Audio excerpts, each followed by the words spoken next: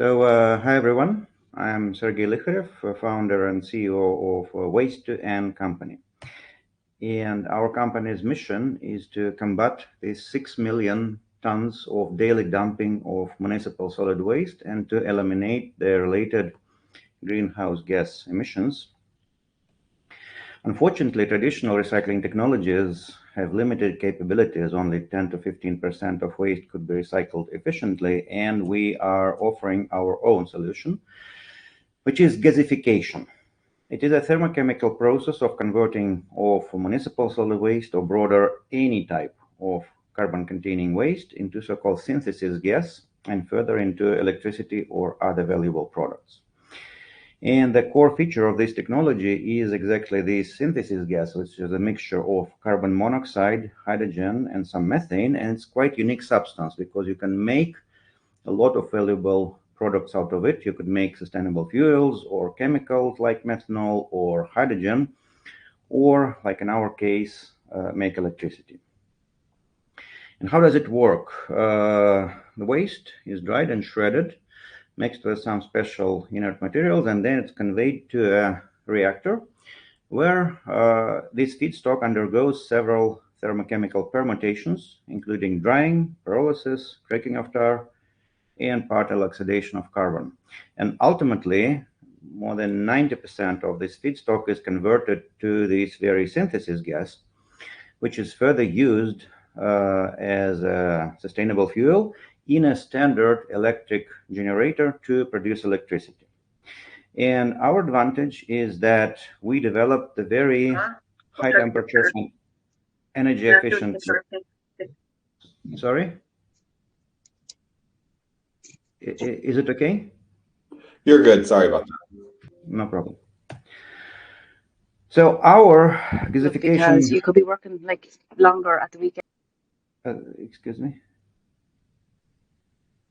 Hey, if you're in the kitchen, can you leave yourself muted, please? You're good, okay. Sergey. Keep going. Thank you. As I said, our gasification is energy efficient, compact, and affordable. So it's designed for on-site deployment, allowing decentralized waste processing. And our commercial unit will process up to 60 kilos of waste per hour and be generating up to 40 kilowatts of electricity. And which is more important, it will fit into a size of a 20-foot, standard 20-foot container. And this capacity and this size is exactly what our target customers need. And the customers are all enterprises that produce from 100 kilos to 10 tons of carbon-containing waste per day. And there are millions of such customers worldwide. And for those customers, our technology brings two types of values. So firstly, clients' waste carbon footprint could be reduced by a factor of 5 by avoiding methane emissions from dumped waste. And secondly, their waste removal and electricity. Yep, exactly. So exactly, gasification opens the door to a vast market of advanced waste recycling. Literally anything, all the waste that are currently dumped, and this is all the waste except what is recycled with contemporary technologies and what is incinerated, and this is about 70% of all the worldwide waste, could be replaced with gasification. And in this huge market, our technology has three major competitive advantages. It's versatile on both upstream and downstream, it's compact, and it's economically viable. For instance, our cost, our capex per ton of utilized waste is about 3 times lower than the case of incineration. But the technology is tricky, and it requires a lot of efforts to advance it to commercial use. And fortunately, our team has required multidisciplinary background to overcome all these hurdles and to process and to go ahead further. We made significant progress since starting in 2022, from laboratory research to a working full-size prototype currently, and we are ready and we are heading to start commercial operations next year. But to do this, we need, firstly, of course, we need financing to advance this product from the stage of minimal value, viable product to commercial operations. And we need strong local partnership to, firstly, to collaborate in the area of contract manufacturing, and we want to fit into a program, make it in the Emirates together with local partners, and of course some accessibility for partners, government-related partners, to participate in these ambitious UAE's sustainability programs, in which our technology, we believe, could be instrumental for their success. So let's dump landfills together. I like it. Let's dump landfills. Now, Taruko and Carl, you can jump in whenever you have questions. My first quick question is, where's the company based? Dubai, UAE. And Carl and Taruko, just say something so I know you can hear me, and then I can be quiet once I know you're ready for questions. Yeah, I can hear you guys. Yeah, Sergey, I have a question right off the bat, which I'm really interested in. I mean, you've developed this concept for quite some time now, I believe. If I've seen correctly on LinkedIn, it's been 2 years. What was like the major breakthrough that you guys had in those years, and what kind of happened in the last 2 years from like incorporation? I would answer it's the proof of concept, because gasification, in the area of gasification, there are a lot of different types of gasifier. And the type that we use, so-called updraft type gasifier, it's known to be very efficient, but it's also known, notoriously known, that it produces a lot of tar and sometimes smoke in the exit. So together with the synthesis gas, a lot of tars coming out, which is obviously harmful for the engine and so on. So we proved to improve this traditional schema of updraft gasifier to, on one hand, to keep its high energy efficiency advantages, but on other hand, to avoid this tar generation. So this our changes, our tricks in the technology allowed us to keep the positive sides and to at least significantly decrease its negative sides. Your feedstock for your initial it's a furnace, right? I'm sorry, I didn't hear the first part of the phrase. Is your feedstock a furnace? The feedstock that you use is the organics, right? Well, it depends, very much depends on what you name organics. If you talk about biomass, carbon-based material. Carbon-based material, yes. So okay. This one. So we could use. And so that the energy that you're using to support the system is natural gas, or is it the gas that's created from the breakdown of the organics when it goes to the syngas side? Is that what that is? Yes and no. We do not need any external sources of energy in that reactor. The trick is what's happening. So the waste produce the energy for its destruction itself. In the very bottom of the reactor, it's happening the partial oxidation of carbon that gives the heat to all above chemical processes. Of everything happens inside the reactor. No external heating, no other support. So, and only 10% of energy hidden in the waste itself is used for the waste destruction. All other 90% are going out of the system to be further converted to electricity in that gasification, in electric generator. So what do you use initially to generate the thermal environment that you need to break down the organic matter that you're processing?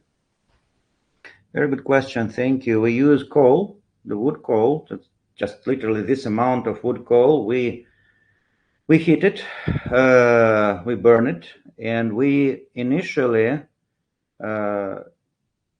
input into the reactor, and over the top of that layer of the hot coal, we add the feedstock, and then the process starts to be self-sufficient.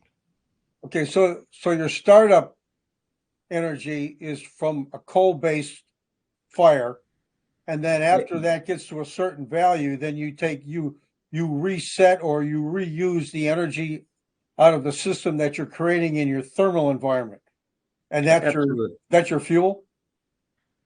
Yes, exactly.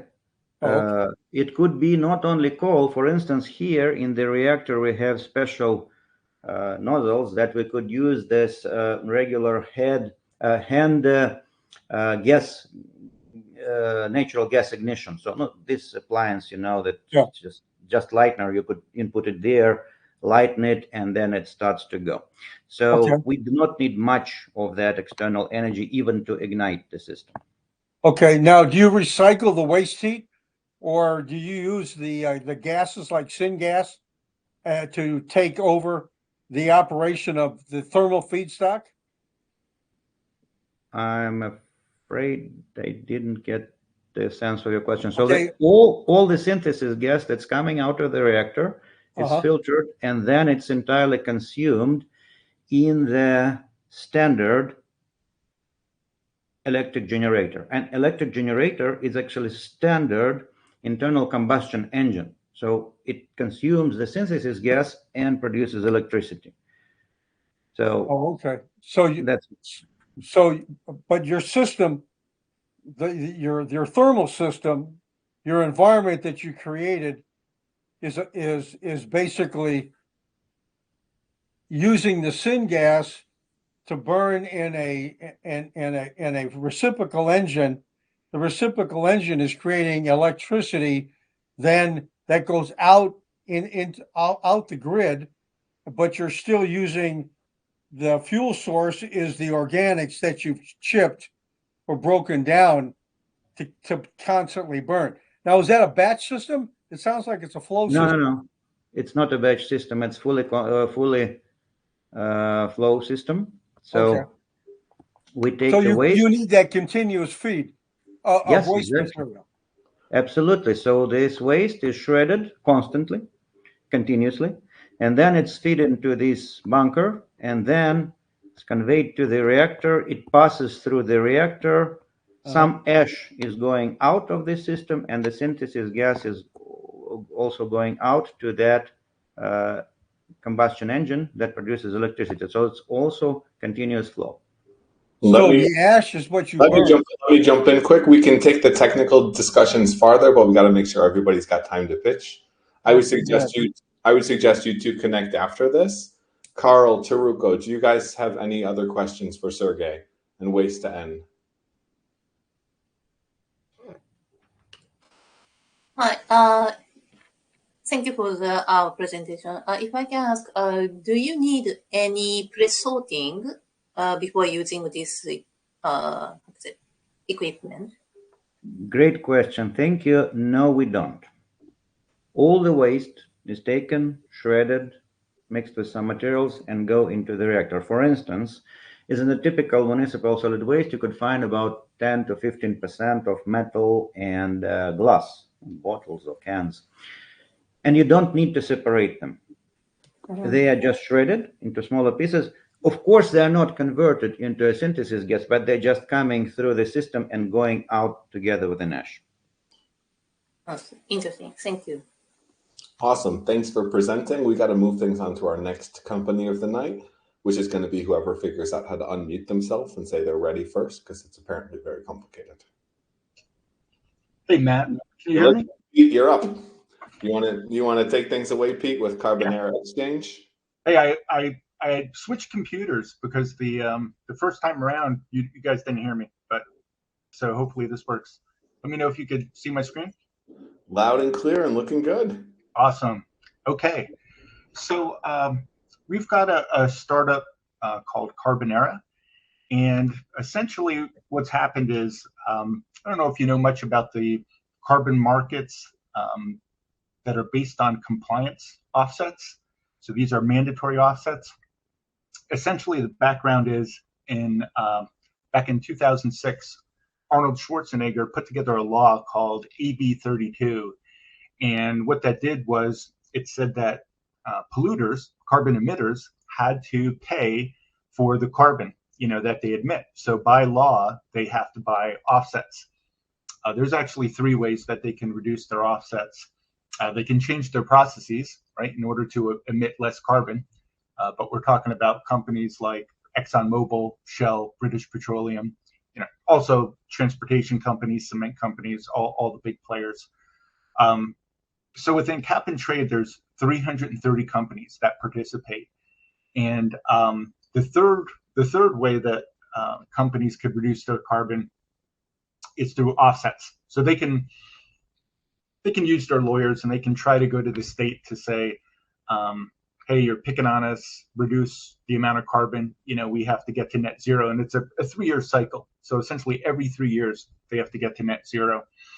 And it took a while for the law to take effect. So a number of years have passed by. And then they finally did start engaging about, I'd say, 10 years ago. But the issue has been they essentially buy and sell carbon through fax machine. So this is a digital transformation project. So if you recall, back in the day, there were a number of digital transformation projects. You might want to sell books online, right? And so we didn't believe there was any digital transformation projects left, but this was one that was available. So essentially the way it works is there's no price transparency in the marketplace currently. And so the way that companies buy and sell the carbon offsets is they solicit. They send out a fax machine to these 330 companies, and they say, hey, we've got these carbon offsets. Do you want to buy them, purchase them in order to get to net zero? So we started working with a company called Mendocino Redwood Company. So they've got 500,000 acres. It's owned by the Fisher family of Gap Clothing Store. And essentially they get paid to not cut down trees. So a project is made, the number of carbon offsets is registered. Every single offset has a serial number, and that's what's purchased by the emitter or the carbon polluter. So the problem has been there's been no marketplace. So they put a law in place to say that they had to get to net zero every 3 years, but there was no real mechanism for anything to transpire, an exchange. So we've got a beta of the exchange. Mendocino has given us $8 million of carbon offsets to sell in the next 60 days. We've previously sold 2.4 million last year. We don't get all of that money. We get the commission, so we get 2.5% to 3%, depending on the contract, of that amount of funds. But in addition to Mendocino, so again, Mendocino has 500,000 acres. We are in talks with Sierra Pacific, 2.5 million acres. So it's a tremendous amount of property. Another company called Green Diamond, they've got 2.2 million acres. And what they like about the system, so we went through, we talked and got the problem statements from both the polluters and the ones who sequester the carbon. And essentially, they're looking for price transparency. So instead of sending out a fax machine to a couple hundred people and saying, hey, what are you willing to pay, for the offsets, just list the price, list the floor price, allow companies to bid, to get to their net zero targets. And they typically do it by quarter. So by the end of each quarter, there's a company policy at the oil and gas companies and that type of thing. Out of the 330 companies, we have the contacts of the carbon brokers. They sit at a desk. Their job is just to buy carbon. And we're inviting them to the platform. Again, it's only in beta currently. There's a couple other things that we want to put into place. So for example, all the digital things that you would. So for example, if you want to post offsets, let's say you've got 100,000 offsets, send out a message by email or SMS in order to say, hey, these offsets are available. Click this link to come back and look. They're also looking to do a couple things like automating something called the ERPA contract. So that's the Emission Reduction Purchase Agreement. And what happens is they go back and forth. They do red lines with their lawyers, and they, that can take a number of weeks. So initially, we're starting with a vanilla ERPA agreement, but we're going to put on kind of drag and drop terms and conditions and making it super simple for these companies to buy and sell, even do subscription service. So in other words, if they can agree on price, automatically do the purchasing, and essentially automating this entire industry. So if 45. yeah, I could pause there. You still got 45. You're good. Yes, essentially, we've got an opportunity to corner the market. It hasn't been done. It's a significant pain point. We've talked with dozens of companies, all who shared these pain points. They're all interested in participating. Like I said, we already have our carbon supplier and a list of polluters who have to buy, and so they're very interested. We've been calling, just to talk with them about the platform, and they always welcome the call. They take the call because they have to buy the carbon, and then the carbon suppliers, it's kind of an additional revenue supply. So instead of chopping down trees, they make money just by selling the carbon offsets. And what are you looking for? I'll tell you what, we put in the deck 1 million, and we do that because most VCs, they don't do less than that. To be real, we need 250. And if someone's interested, we've got a couple angels who we're talking to currently. We could put together a soft circle around. I'd be happy to do a demo and show how it works. But it's kind of like the eBay, right, of carbon marketplace. If we raise $250,000, we'll be cash flow positive in January. Got it. Then I'm gonna invite our other investor panelists to come in with questions, and I've just got one quick one for you. So the carbon credit market, especially the voluntary carbon credit market, has been pooped on. Let's just say I know for a fact one of the leading kind of carbon platforms or carbon credit platforms is now going under and selling off their assets, and there's been a ton of issues in the space. What makes you guys different? Yeah, so Nori, for example, is going into ABC. Essentially, they were trying to do a soil carbon system, and so it's not regulated. Number one, they were trying to create the market. I think it was very difficult. I took a look at their platform. It's on Polygon, and even the assets, because I thought about buying their exchange to use blockchain as a mutable ledger to show the transactions, and it's a good idea.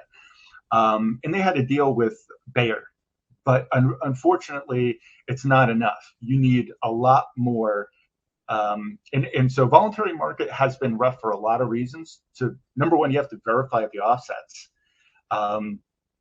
They had a mechanism for doing that, but again, they were boiling the ocean. So they're building the exchange, they're building the marketplace and the entire system to guarantee that the offsets were legitimate. Way too much. There are voluntary markets, and by the way, one of the guys on our board, he started Expansive CBL. It's the largest voluntary market in the world.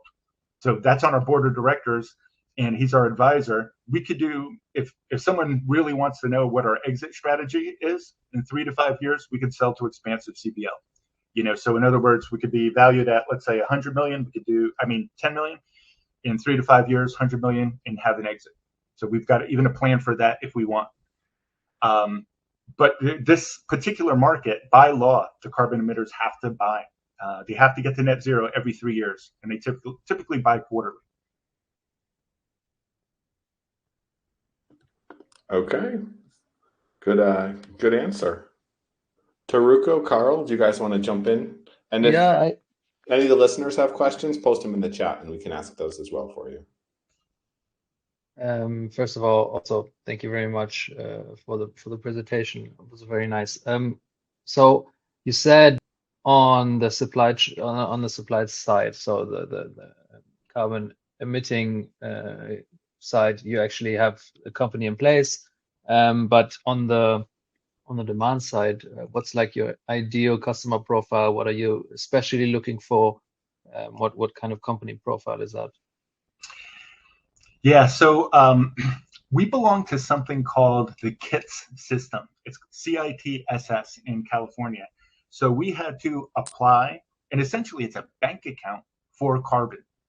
Okay, so there's not money in this account. It's the carbon offset. So when you register in California, that's the way it works. Out of the 330 participants in cap and trade, we're connected with them all, and they're companies. They're the big polluters: Shell, ExxonMobil, but companies like Boeing or American Airlines, like these kinds of companies, also are in the system. And again, the EPA tracks precisely how much carbon that they do in their entire value chain. So, that's what has to get to net zero every 3 years. So we take the largest ones, and we've got the largest forestry companies, and so that's why we can begin transacting immediately. Last year, when we did the 2.4 million, we did it the old-fashioned way. We did it by phone and fax machine, just to experience the pain. And it was an awful system, but we wanted to mimic Mendocino, how they went through the process. And then that's how we came up with the features and functionality of the Carbonera exchange. I get that, and also I think what you said very much caters to the overall problem and the vision itself. But do you believe like this kind of enterprise sales that you're going for is fast enough for your go-to-market at the moment to gain traction and speed? So we'll be successful just in California, but the law does extend into Washington and Canada. So we haven't even begun to pick up those areas, although we've been offered introductions into those areas. There's also other financial instruments. So, for example, there are SRECs. They're called the renewable energy credits. So, for example, in New York City, there's local law 97, where all buildings over 25,000 square feet have to be responsible for their carbon, right? So we talked to the board who put that law into place, and same thing as California, they didn't have the mechanism to actually do those transactions. So it's another one of those situations. So one of the advisors that came from the board, they said, wow, they should just adopt this system. Now, we're a private company, but we'd be happy to be the marketplace, for any of these transactions. And you can see, I also included in the deck, and I'm happy to share this. I did put this on Circle, but I could send it as well.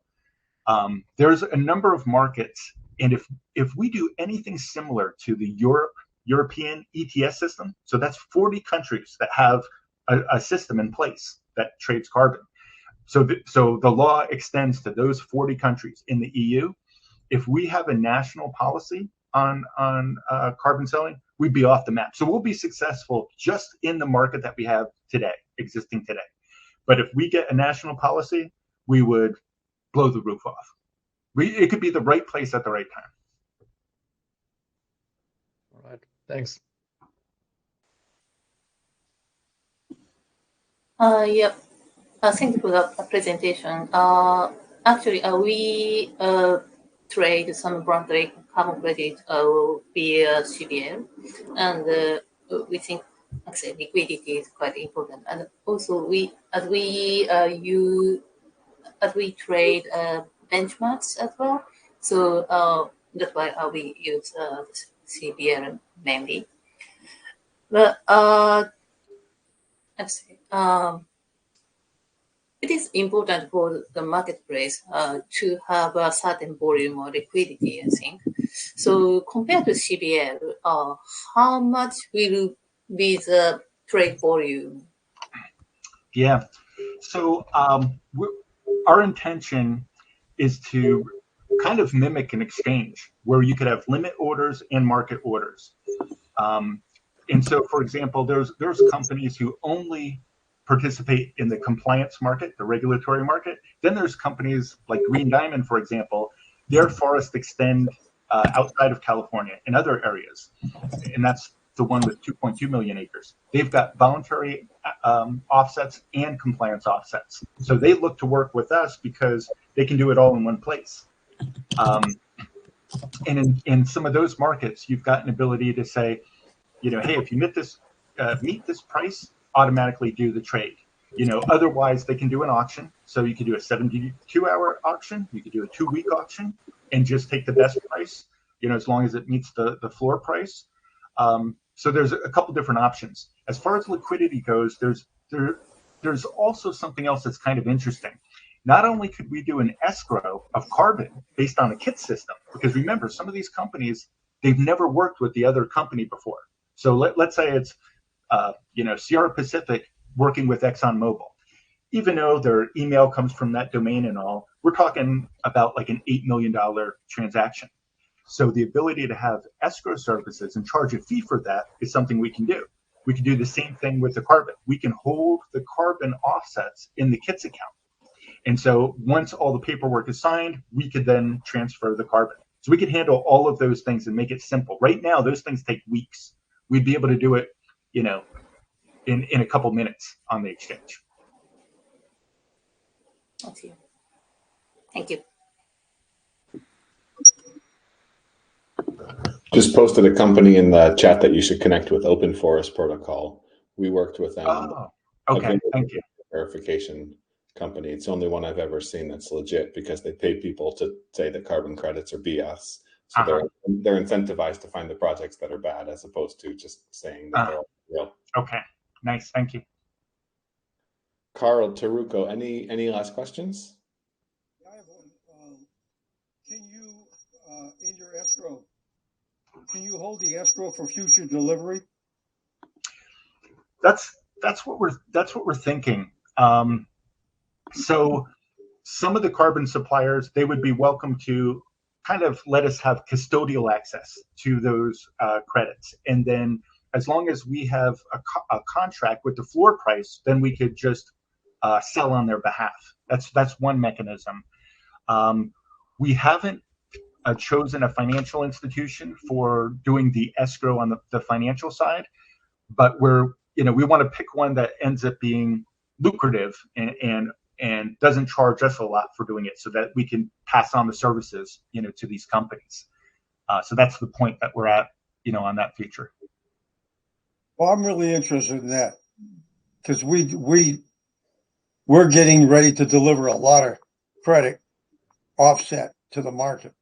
Oh, okay. So if you could shoot me something, or if we can get a copy of this, that'd be great. Oh, absolutely. Yeah. Okay. Sounds good. Thank you. And for folks in the carbon space, be sure to join our carbon group and our monthly carbon and climate finance calls. Another good place to meet other folks and collaborate. Well, then I would thank you for presenting, Pete. It looks like that's all the questions that we have, and move things on to the next company of the night. Whoever's able to unmute themselves and start pitching their company first.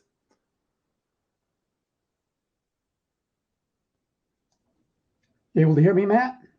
Loud and clear. You want to take things away, Mike? Share a little bit more. Give it a shot. Let's see what we can do with the screen share.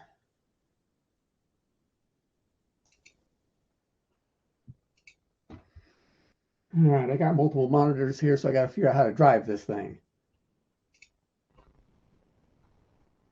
Hello, I'm Mike Landmeier. I'm founder of X-Capture CO2. I have been exploring nature-inspired CO2 capture since 2015.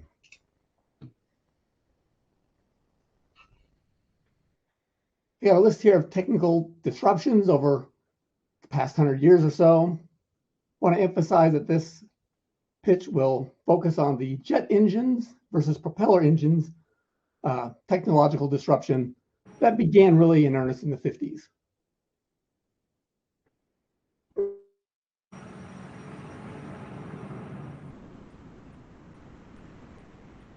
I'm trying to go backwards here. Oh, I screwed up my presentation. No worries. Founders always got to improvise on the fly. What are you doing? Well, I'm trying to use PowerPoint. I got to go backwards. Let's see.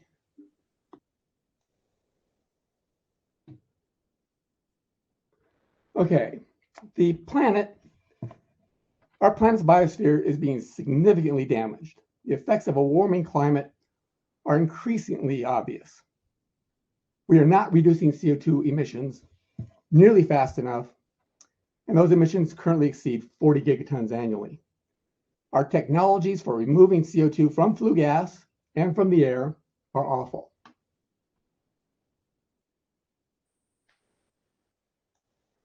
Okay, the problem with today's CO2 capture technologies is caused by terrible thermodynamics of their processes. They use too much energy.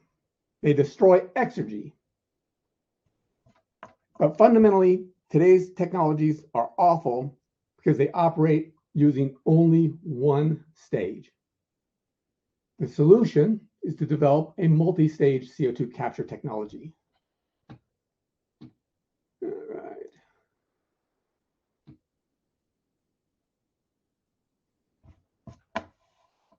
One historical example of thermodynamic optimization of a challenging energy-intensive process is the development of the jet engine.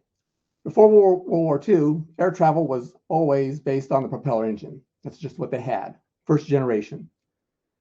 The propeller engine is effectively a single-stage compressor. The surface of the propeller blade compresses the air, causing the plane to move forward. Beginning in the 1950s, jet engines began dominating air travel. All right.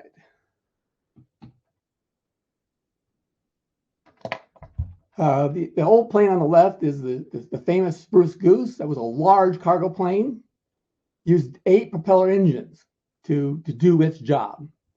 Today's technologies are best represented by the Airbus Beluga, uses 2 super optimized turbofan jet engines to just do the job so much better. Currently, jets dominate long distance, high speed, and high capacity air travel. Okay. The jet engine represents what is possible when optimized engineering focuses on maximizing conceptual performance. Jet engines optimize performance by utilizing staging. Jet engines employ multiple kinds of staging within their physical device.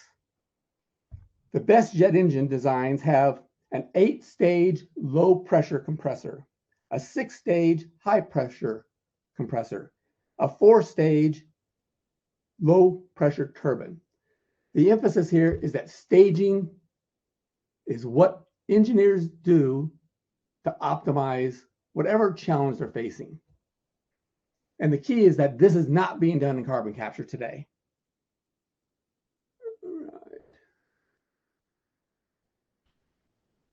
My company has developed the conceptual and practical know-how to implement staging for CO2 capture. And this will be critical to achieving gigaton scale CO2 removal.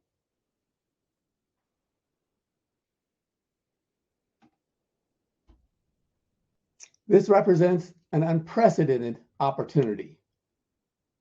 Presently, almost everybody in the carbon capture space is ignoring the laws of thermodynamics. And this is apparent by the number of failures we see in solving this basic problem. Optimized thermodynamics will support this opportunity by being the wind in our sails that propels X-capture CO2 into the future. Thermodynamics will also defend this opportunity by creating a monstrous competitive moat that will establish an incredible barrier to entry. All right, here goes. Aggressive development of this concept allows X-capture CO2 to achieve market dominance in the forthcoming multi-trillion-dollar CO2 capture market that many believe will need to exist. I am looking to raise $20 million. That's what this technology requires at this time. The challenges are significant, but I only need one investor to execute the first part of this plan and make this concept real. Most additional funding, up to and including the first megaton capture facility, will be from non-dilutive grants. Well, that's it for today. What do you guys think? First things first, if you're raising 20 million, you got to be smoother with the pitch. Yeah, I hear you. I'm the wrong guy. I'm going to give you that feedback right here and right now. So having a 200 million valuation is really rich. Yep. Where are you guys at in terms of TRL levels and how much traction you have to date? The concept in play here is completely novel. It's TRL2, and I'm working on the proof of chemistry to establish the prototype. And I'm working on it with my budget and my resources. So no effective traction at this time. I am applying for government grants, but it's not aligned. Nobody's really interested in TRL2 technologies going into the lab. There's a lot of interest coming out of the lab, but very little interest getting concepts into the lab, and that's one of my challenges. How do you adjust your ask then? Because it's very high given where you're at. It's what the technology requires to be relevant. A lot of the technologies that are being developed right now took 14 years to get to where they are. We don't have that kind of time. So this technology only has value if it's done aggressively. Otherwise, this concept just doesn't get developed. So, Carl, Taruko, you want to jump in?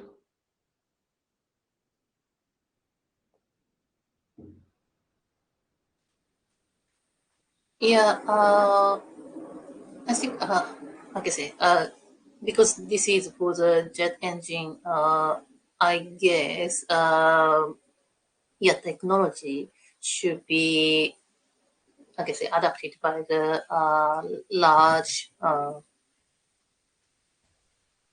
aircraft manufacturer or the engine, at least engine manufacturer.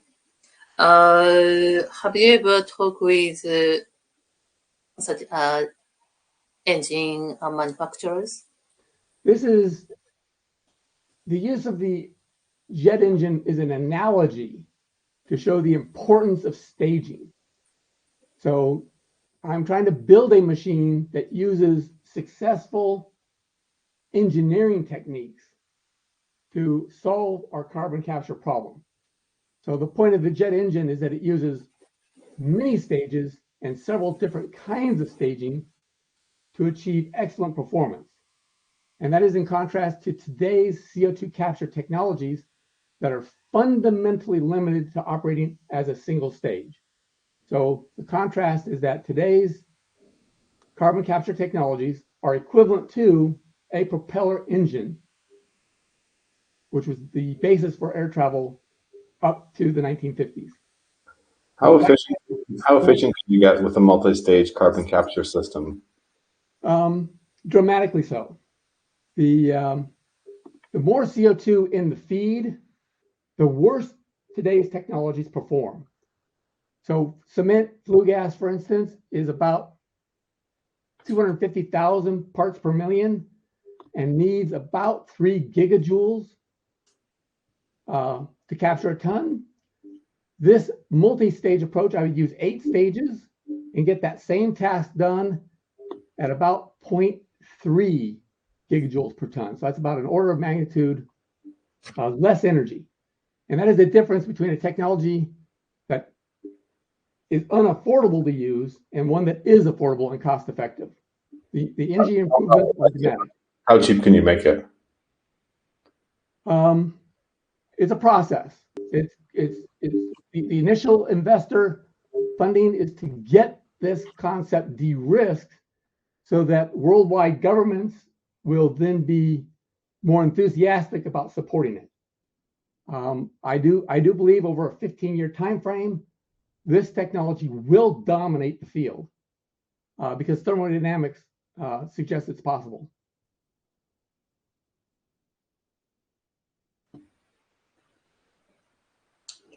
But possible is not a 200 million valuation. You probably are going to need to raise a smaller amount to build a proof of concept. And then from that, be able to raise additional funding.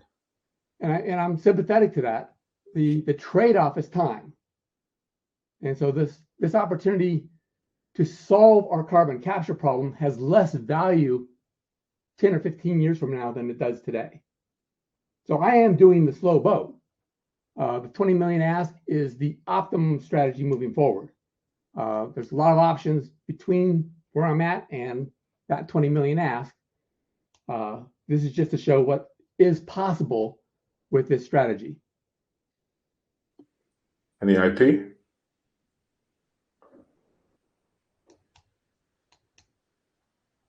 Do you have any patents or IP? It's all, I mean, I certainly want to file for patents. I feel I don't have the personal resources to file a worldwide patent. It's certainly on my mind. I've looked at it a number of times, but I'm spending my money, personal money, on de-risking the technology, not protecting IP. It's a choice I made when I first started, or had to face that decision about 18 months ago. So there is IP. It's a trade secret at the moment. Carl, anything from your end? Yeah, sure. I mean, I might also join Matt in saying I would suggest also sizing down the round in the trade-off, just because you won't scale a product like this in a time frame that you would scale a B2B SaaS company, for instance. It just takes time. It needs a POV. It needs a proof of concept. Needs a first model that proves a point. For that, you will need less funding. But obviously, I mean, it's your strategy. It's your call.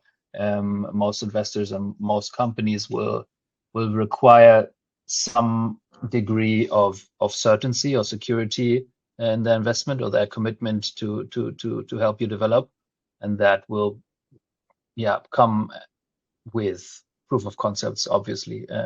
And so that's my advice to you. I'm the wrong guy to speak on the topic itself. I do have an engineering background, and I've studied thermodynamics just in a small part of my studies, but this goes beyond what I know about the domain. But yeah, definitely interesting segment you're exploring. Yeah, I'm fully sympathetic to your concerns about the ask. I represent what is best for the technology at this point.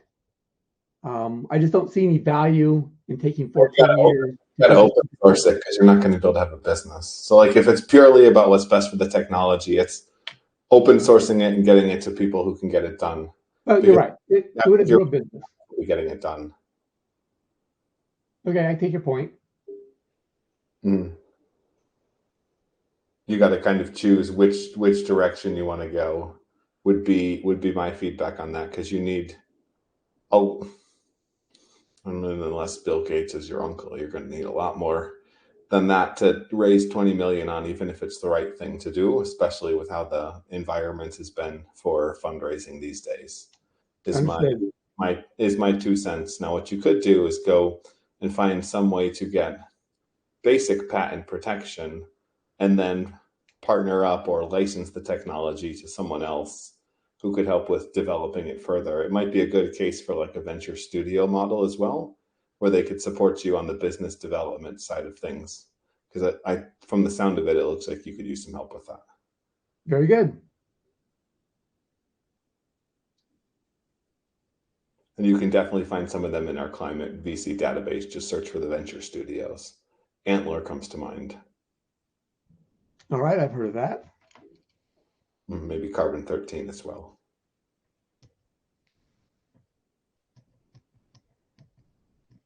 And then obviously the carbon group that we've got in our carbon calls could be a good place to go to, as well as talking to investors. But they're basically all going to tell you it's really cool. Come back when you have something, would be the hard but true feedback you need to hear now, so you don't waste a lot of time. Well, I'm developing the technology, and it will take time. No, I mean, I meant to waste a lot of time trying to get investors interested if it's not at a stage where they would get interested in it. Yep, I understand the challenge I'm facing. Okay. Well, thanks for your time. Awesome. Thanks for presenting as well. And Alex, I know you said you weren't 100% ready for pitching. Do you want to pitch or do you want to wait till another session?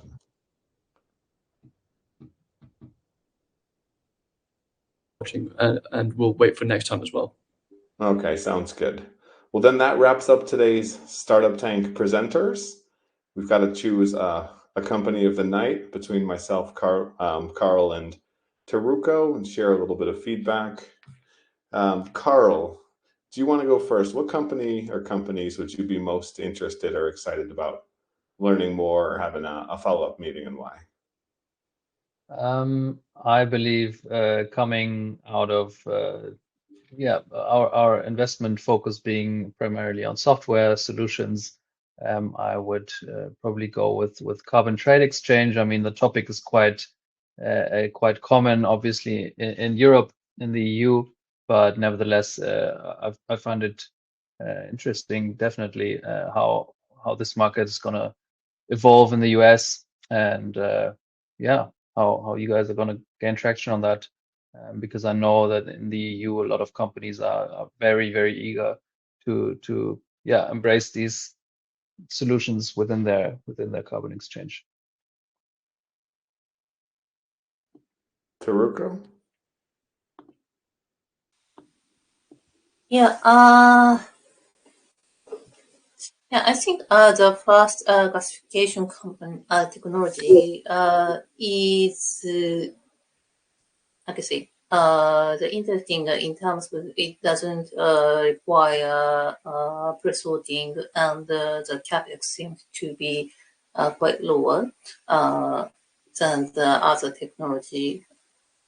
Yeah, and the Carbonera and also interesting, but like I say, it might be better to partner with someone to secure the liquidity. Mm-hmm. I would say definitely from a VC case, that's the best potential VC case. I'm always worried about businesses that are carbon credit focused businesses, because if the market for carbon credits doesn't reach the kind of demand that we hope and need it to, then you're kind of SOL when it comes to a business model. But I do think from a VC perspective, Carbonera is probably the most interesting. I think Michael and X-Carbon CO2 is great potential and promise. I'd want to know why no one else is doing multi-stage carbon capture. And Michael, another good place for you to go to, actually, really for maybe all three of you, would be Air Miners. They've got a pretty good community and launchpad/accelerator program. At least for Michael, that could be beneficial. I think in general, though, from my perspective and kind of from what we've all said, Carbonera would be the top company today. We had a bunch of other companies lined up to present. Not sure what happened. They probably didn't have the Circle app, so they probably didn't get the reminder of their event. So if you're looking to join in, connect with others, we've got thousands of the top climate doers locally, globally, and online. So find your events wherever you happen to be. Teruko's in Singapore. Carl, I think, is in Hamburg, which we're not there yet. But we've got Berlin, Frankfurt. I'm in London. Well, you're in London? Perfect. We got London as well. I'm in Zurich. We're trying to build hubs and locations everywhere because it's great to meet the people locally. It's fun. You can get involved. You can build your local ecosystem and community. But you also got to find the people who maybe aren't local but can help you with what you're doing. Hence why you guys are all here. So if you know anybody who would benefit, be sure to share what we're doing. Let them get access to the platform, advance what they're doing. And again, all of this is like a meetup, not like a LinkedIn. So reach out. People honestly are incredibly helpful and thankful when you do, because you can help each other forward. And Teruko, where is the best place for people to find you and learn more about Kagan?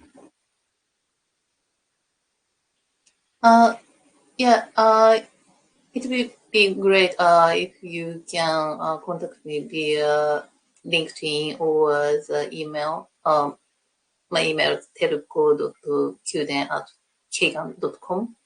But like I say, that's simple. And what's your stage focus? Our stage focus is mainly seed stage.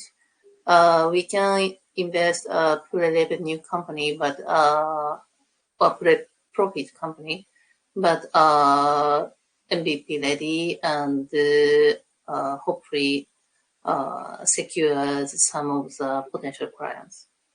Awesome. And Carl, quick overview again of NCA, who should reach out to you? Yes, quick overview of NCA. I mean, we work together with those 21 corporate partners in the northern German space, eager to looking for all sorts of sustainability tech, primarily in the B2B SaaS sectors where we invest at. That's pre-seed and seed stage. Our ticket size is always 125K. And yeah, you can reach me on LinkedIn. That's Carl Illies, or just shoot me a mail. That's carl@nca.vc. And likewise on our website, you can find out everything that I've not said about NCA. That's nca.vc as well. Awesome. And everybody's got their member profiles and info on here, so you can connect with them and set up some meetings. This has been another session of the Startup Tank. I'm going to let you guys all go to dinner, drinks, wherever you happen to be in the world, and get on with either your life or your climate mission. And we'll see you guys all again soon. Thanks and cheers. Thanks, guys. Thank you. Thank you. Thank you. Bye-bye. Nicholas, you had a question? Oh, he's gone.